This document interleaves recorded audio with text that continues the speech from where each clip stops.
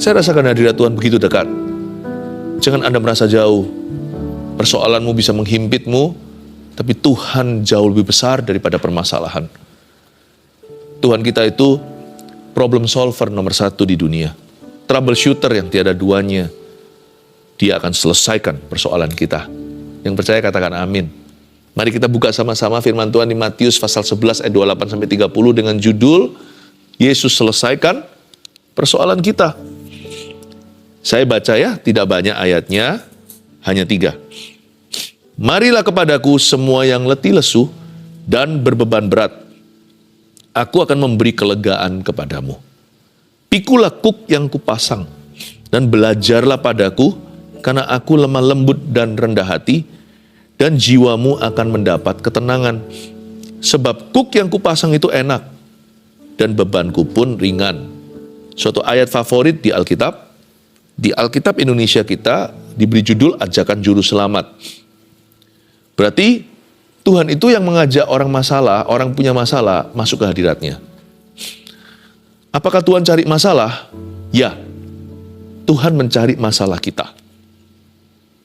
Tuhan tidak pernah mencari masalah dengan kita karena Dia sayang kita.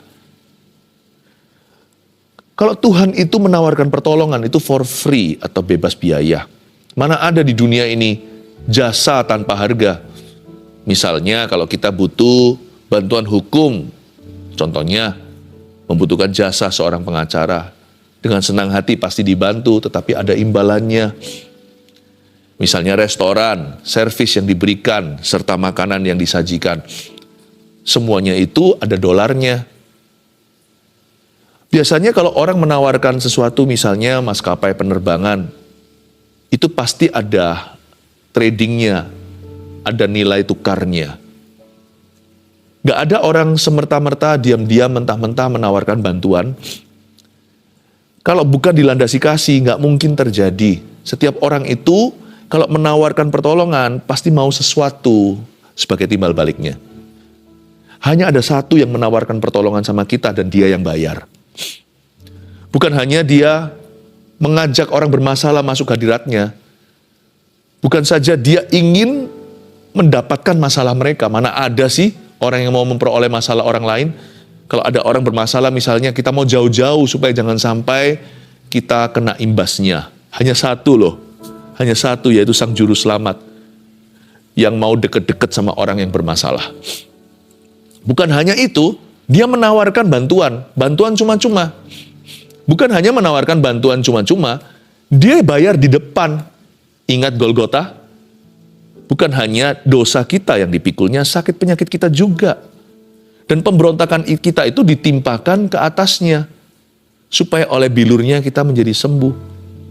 Dan kita semua seperti domba tersesat, tapi Dia menemukan kita. Coba lihat ini. Hanya ada satu orang yang mau dekat sama orang bermasalah. Dia nggak takut sama orang yang penuh dengan persoalan. Kalau ada seseorang bangkrut misalnya, dan kita tahu dia butuh uang, orang-orang yang cinta akan uangnya pasti akan jauh-jauh dari orang itu. Takut apa? Takut dimintai pinjaman. Tapi waktu kita bangkrut, kita datang ke Tuhan. Tuhan dengan senang hati menyambut kita. Tuhan akan tolong kita. Jangankan materi, Tuhan itu akan sertai kita dalam lembah keterpurukan kita. Kalau kita memberikan bantuan pada orang lain, kalau kita nggak ikhlas, atau misalkan kalau kita hanya memberi bantuan tapi kita nggak sungguh-sungguh mengasihi orang itu, ya kita kirim bantuannya. Tapi kalau kita ditemani 24 jam sehari, 7 hari seminggu, 365 hari setahun, Dia terus berada di sisi kita, bantu. Wah, itu pasti bukan bantuan yang Dia tawarkan. Dia tawarkan dirinya. Itu pasti besar sayangnya pada orang yang Dia bantu. Itu kalau bukan keluarga biasanya tidak lazim terjadi. Tuhan tuh nggak menawarkan bantuan. Dia itu menawarkan dirinya. Segala bantuan yang lain itu menyusul. Segala sesuatu ditambahkan, termasuk misalnya kalau kebutuhan kita materi. Tuhan juga bisa berkati. Tetapi Tuhan tidak hanya memberi kita berkat. Dia datang sendiri. Hanya ada satu orang. Hanya satu pribadi yang mau dekat-dekat sama kita waktu kita ini berada di level bawah, ketika kita terpuruk, ketika kita jatuh. Hanya satu. Bukan hanya itu, dia bayar di depan lagi. Dia mati di Kalvari. Udah nawarin jasa, nggak dapat apa-apa. Dia yang bayar jasa itu. Luar biasa Tuhan itu. Makanya ajakan juru selamat ini nggak pernah saya remehkan ayat ini. Marilah kepadaku semua yang letih lesu dan berbeban berat. This means so much to me. Kalau kita nggak asal baca, kita menyadari siapa yang berbicara. Yang berbicara itu bukan hanya menawarkan bantuan, dia akan hadir dalam permasalahan kita, dan dia juga akan menyelesaikan persoalan kita, dan dia yang bayar semua prosesnya. Di depan lunas terbayar sudah, dan akan Tuhan bayar seterusnya sampai kita keluar dari masalah. Hanya ada satu orang yang berani gitu. Yesus, namanya Yesus. Marilah kepadaku, ini bukan tantangan, ini tawaran belas kasihan. Tuhan ingin kita mengerti bahwa Anda dan saya itu selalu di-welcome di dalam hadiratnya. Sekalipun orang tua, ayah, ibu kita kalau menolak kita, ya, Tuhan tetap menyambut kita dan Tuhan tetap membuka lebar tangannya. Jadi, Anda dan saya harus mengerti pewahyuan pertama ini. Setiap waktu kapan saja, di level manapun, musim hidup apapun, Tuhan selalu welcome Anda dan saya dalam hadiratnya. Tuhan gak hanya welcome si sulung yang baik-baik saja bekerja. Tuhan juga welcome si bungsu yang pernah foya-foya, sekarang bau babi. Compang-camping, ya, dan juga sudah tampangnya seperti sampah. Tuhan itu terima dua anaknya sama. Si sulung dia cinta, ketika ngambek nantinya Tuhan tetap hiburkan. Si bungsu yang merasa nggak layak, Tuhan rangkul, kasih jubah, kasih cincin lagi. Bahkan disembelih lembu tambun. Saya mau Anda dan saya mengerti satu hal ini dulu, agar supaya kita merasakan hadirat Allah lebih lagi dalam saat teduh bersama. Bahwa apapun kondisimu dan persoalanmu, Tuhan selalu akan mengatakan welcome home to you. Bukan hanya kita saja yang di-welcome, persoalan kita juga di-welcome. Marilah kepadaku semua yang letih lesu dan berbeban berat. Berarti semua permasalahan disambut oleh Tuhan. Tidak ada masalah terlalu kecil bagi Tuhan Yesus, dan tidak ada masalah terlalu besar. Bukan hanya masalahnya, orang bermasalah itu sendiri sudah di-welcome sama Tuhan. Semua yang letih lesu itu kan berarti orang. Siapapun dirimu, siapapun kamu, kira-kira begini bunyi firman. Siapapun engkau, Tuhan mau. Kalau dunia nggak mau lagi sama kita, Tuhan masih mau sama kita. Sekalipun jikalau kita sudah menyandang gelar sampah masyarakat pun, seperti penyamun di sisi Yesus, seorang perampok penjahat, Tuhan tetap bawa dia ke Firdaus, asal dia bertobat. Tuhan mau ampuni kita. Tuhan mau memberi kita lembaran baru. Paulus si pembunuh, Musa juga seorang murderer. Lihat bagaimana Tuhan bisa mengubah hidup mereka. Yang satu menjadi deliverer, yang satu menjadi pemimpin bangsa Israel yang keluarkan mereka dari tanah perbudakan, membelah Laut Merah. Yang satu lagi menjadi rasul besar, namanya Rasul Paulus. When the world rejects you, Jesus still wants you.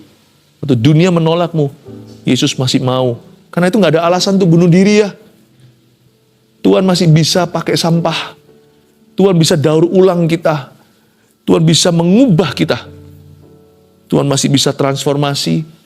Dan kalau kita seperti periuk yang pecah di tangan pejunan atau maestro itu, Tuhan bisa mengubahnya. Tuhan bisa membentuknya ulang menjadi bejana yang baru. Semua yang letih lesu, kemarilah kepadaku. Yang berbeban berat, sebutlah persoalanmu apa. Tidak ada yang bisa membuat panik Tuhan kita. Semua permasalahan, Dia welcome. Aku akan memberi kelegaan kepadamu. Lihat itu. Mungkin Tuhan tidak langsung hari ini juga membawa kita keluar dari masalah. Ada masalah yang diselesaikan oleh Tuhan secara instan, mujizat namanya. Tapi ada juga yang harus melalui sebuah proses Tuhan. Pokoknya, kapanpun masalah kita diselesaikan, Tuhan akan memberi kita damai sejahtera sekarang. Yang itu nggak usah tunggu. Damai itu sudah disediakan. hari ini aku akan memberi kelegaan kepadamu. Pikulah kuk yang kupasang. Saya senang sekali dengan kalimat ini. Pikulah kuk yang kupasang itu artinya pasanglah hikmat dan kuasa urapanku. Yang ini kamu tidak usah tunggu. Sekarang juga jikalau engkau minta. Seperti surat Yakobus berkata, siapa kekurangan hikmat hendaklah ia memintanya kepada Tuhan. Dan Tuhan hendak memberikan hikmat itu kepada barang siapa yang memintanya tanpa mengungkit-ungkit masa lalunya. Kalau ada satu doa yang pasti 100% selalu dijawab iya adalah permintaan hikmat. Karena hikmat gak pernah salah. Hikmat itu mulai dengan takut akan Allah dan berpikir seperti Tuhan. Hikmat itu akan membantu kita tahu kapan waktu yang tepat. Apakah ini proses Tuhan atau melalui jalan mujizat. Hikmat mengajari kita untuk bisa menerima ketika segala sesuatu belum berubah.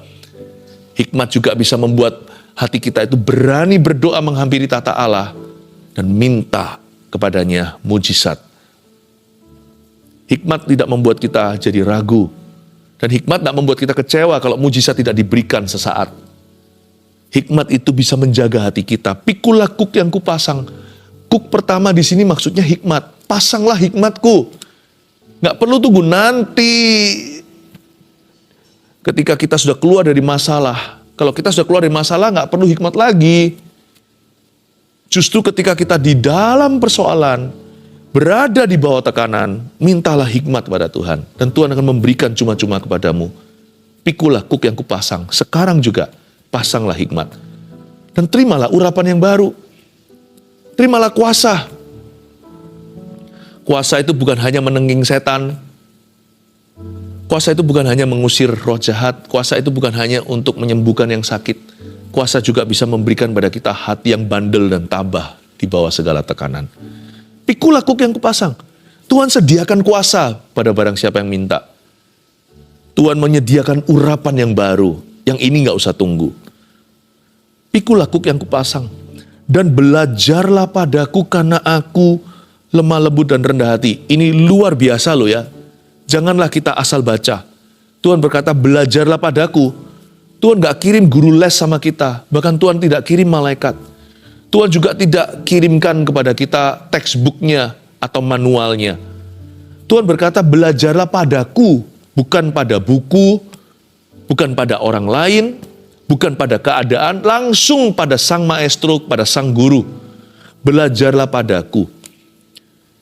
Ini bicara soal penyertaan. Seperti yang saya katakan tadi, Tuhan itu bukan hanya kirim bala bantuan, tapi Tuhan datang sendiri tidak diwakilkan. Kalau kamu gandeng aku, kira-kira begini bunyi firman-Nya dalam bahasa sehari-hari.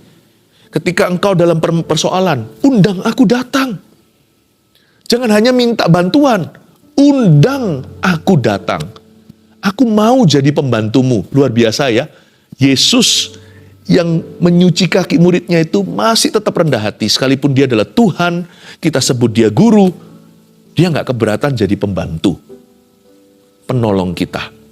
Tuhan gak kirim bala bantuan, Tuhan gak hanya kirim pertolongan, itu iya. Tapi Tuhan kirim dirinya sendiri. Ajaib ya. Dia datang sendiri dan berkata, tenang nak, kamu bisa belajar sama aku. I'm here, aku ada di sini. Gak usah kamu berseru-seru seolah-olah aku tidak ada. Tapi berserulah karena aku ada. Nak, aku ada di sini. Belajarlah padaku karena aku. Lihat itu. Present tense. Tuhan berkata karena aku itu dalam gaya bahasa sedang ada di sana. Karena aku lemah lembut dan rendah hati. Berarti kan Tuhan ada di sisi kita. Belajar ya sama aku. Karena aku lemah lembut dan rendah hati, mentorku yang paling luar biasa dalam segala persoalan saya adalah Tuhan Yesus. Immanuel, dia hadir. Sekalipun mujizat belum terjadi, saya nggak akan kecewa. Asal Tuhan ada di sisiku, sebelah kananku, pada siapa aku harus takut? Apa yang manusia dapat lakukan terhadap saya? Tuhan memegangku dengan tangan kanannya, aku tidak takut bahaya. Walau 1000 rebah di sisiku, 10.000 di sebelah kananku, gunung batuku dan bagianku tetaplah Allah selama-lamanya. Ini bukan teori. Bagian gunung batu berarti dia ada bersama dengan saya.